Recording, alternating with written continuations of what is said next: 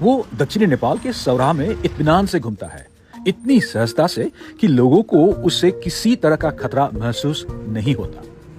और अब वो एक सेलिब्रिटी भी बन गया है। उसके वीडियो दुनिया भर में वायरल हो रहे हैं। उसे एक नाम भी मिला है, मेघोली। मेघोली सौराह से सटे चितवन नेशनल पार्क से यहां आया है। इस पार्क में 700 से ज्यादा गेंडे रहते हैं।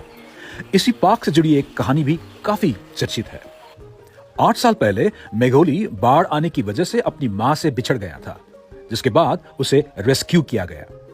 इसके बाद से ही संरक्षण प्राधिकारी उसकी देखभाल कर रहे थे। जब वो बड़ा होने लगा तो उसे कई बार जंगल में वापस भेजने की कोशिश की गई, लेकिन वो बार बार वापस आ जाता है। मेघोली जैसे ही और भी कई गेंडे बीते 2 साल में बाघ के हमले और अपनी मां से बिछड़ने के बाद रेस्क्यू किए गए हैं। उनकी देखभाल का काम लाल बहादुर महतारा जैसे लोग कर रहे हैं। मैले हेरेको लगभग भइसक्यो 21 दिन जति। त्यो अर्को माइलाले हेरेको चाहिँ 8 दिन जति भयो। बर्दियामा बाटो ठुलै आएको थियो। बाघकै कारणले यहाँ आउँदाखेरि मैले सफा गर्नु पर्थ्यो, एक दिन 5 पटक, त्यो पनि जेठको महिनामा। ये गेंडा जो आपको दिखाई दे रहा है, ये एक वयस्क गेंडा है, दिख रहा है। ये जब छोटा था, इसको पार्क अथॉरिटीज जो है उन्होंने इसकी परवरिश की। टूरिज्म के काम से जुड़े लोग इस बात से खुश हैं कि ये गेंडे पर्यटकों को आकर्षित कर रहे हैं। सौरालाई सौराको पर्यटन व्यवसायको लागि पनि सौरामा आएपछि गैंडा र मान्छे चाहिँ सँगसँगै बस्छ बाँच्छ भन्ने एउटा चाहिँ सन्देश चाहिँ यसले दिएको छ। हाम्रो स्वदेशी पर्यटकहरू पनि हैन, हाम्रो नेपालकै विभिन्न क्षेत्रको सौरामा गएपछि त ओहो गैंडासँग सेल्फी खिच्न पाइन्छ हैन, गैंडा मान्छे गाउँमै हिँडेको देख्न पाइन्छ। पर्यटन का काम करने वाले खुश हैं। हालांकि पार्क और संरक्षण प्राधिकरण कुछ गंभीर चुनौतियों का सामना कर रहे हैं। Anil Prasai national trust for nature conservation के वरिष्ठ संरक्षणकर्ता हैं। उनकी संस्था ने पिछले 15 साल में लगभग 20 गेंडों को बचाया है। हालांकि उनमें से लगभग आधों की इलाज के दौरान मौत हो गई।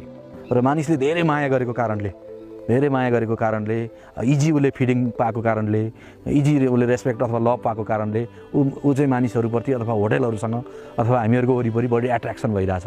हामीले यिनीहरूलाई जति सक्दो बढी हैन वाइल्डिङ गर्ने, कसरी रिवाइल्डिङ गर्ने भन्ने कुरामा हामी लागिरहेछौँ। कति सक्सेस हुन्छ, सक्सेस रेट चाहिँ कमै छ। इन दोनों बच्चों को भी 1 साल पहले तक चितवन नेशनल पार्क के पास ही पाला गया था, लेकिन पार्क में वापस भेजे जाने के बाद भी वे लोगों के खेतों और गांवों में आते जाते थे। इन्हें पूर्वी नेपाल के दूसरे संरक्षित क्षेत्र में स्थानांतरित करना पड़ा, लेकिन उनमें से 2 मादा गेंडे पुष्पा और अंजलि हर रात अपनी देखभाल करने वाले के पास लौट आती हैं।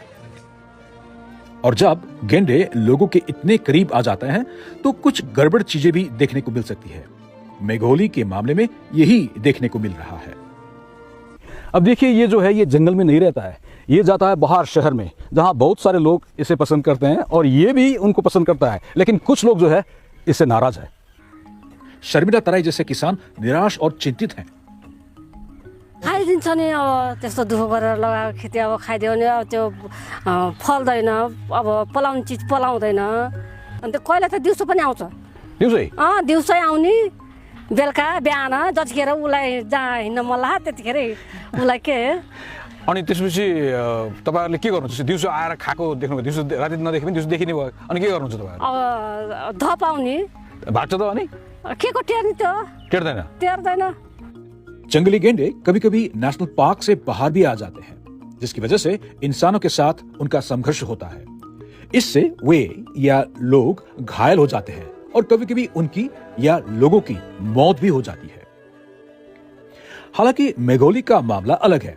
उसने शहरी इलाकों को अपना आधा घर बना लिया है और ज्यादातर लोगों ने उसे स्वीकार भी कर लिया है। लेकिन अब जब संरक्षण अधिकारियों और अधिक गेंडे के बच्चे को पाल रहे हैं तो उससे ये सवाल उठता है कि अगर भविष्य में बहुत सारे मेघोली आ जाएंगे तो क्या होगा।